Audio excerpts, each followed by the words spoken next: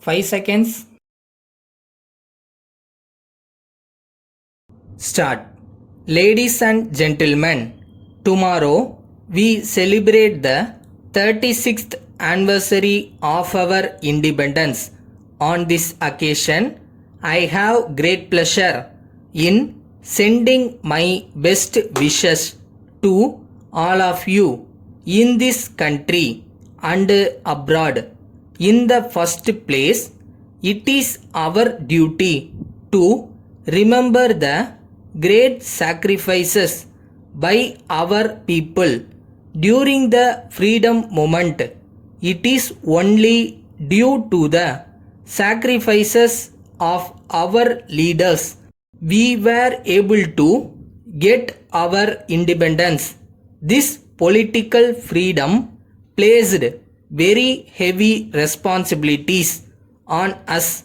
We have now to work very hard in order to get economic freedom. Without this economic freedom, we will not be able to make our people happy. We therefore decided to bring about the economic development of our country through planning. I am happy to tell you in this connection that through successful 5-year plans, our country has made good progress in many directions. Strong foundations have been laid for agricultural and industrial production.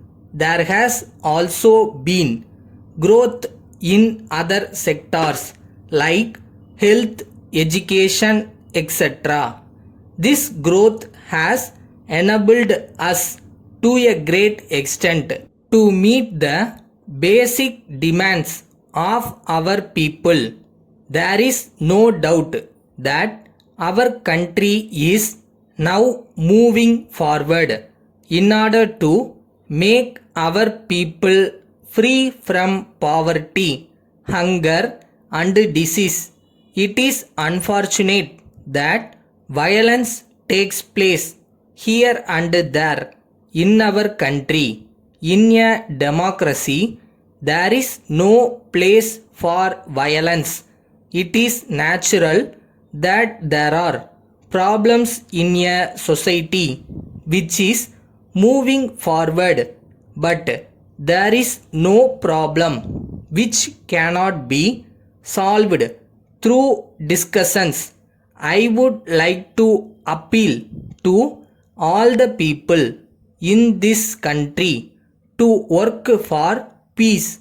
This is the correct way of paying our sincere respects to our leaders who have made great sacrifices in order to achieve freedom for our country. I would like to remind all our people that unity is the need of the hour. Without unity, we will not be able to reach our goal of economic development. Unity is most important at the present time, and everything else comes only next. Any act of disunity on the part of our people has to be viewed seriously. The government of India will be firm in dealing with such tendencies wherever and whenever they raise their heads. I would like to state in this connection that maintaining the unity and integrity of the country is not the sole job of the government alone. Letter dated 25th March 1982 from the business manager, Atlas Cycle Company, New Delhi, to the sales manager, National Company, Madras. Dear Sir, I thank you very much for your letter of the 10th instant. I have great pleasure in informing you that we are sending today by goods train 50 numbers of Atlas bicycles.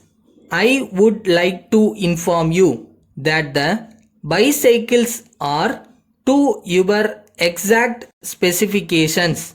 They have all been packed very well in strong wooden containers so that they may withstand the rough transport conditions. We are sure that they will reach you in good condition. I would also like to state that each bicycle has been thoroughly tested and has our full guarantee. We thank you for placing this order and assure you that the goods sent by us will be of good standard. We enclose details of spare parts, all of which we hope you may need in future. Yours faithfully.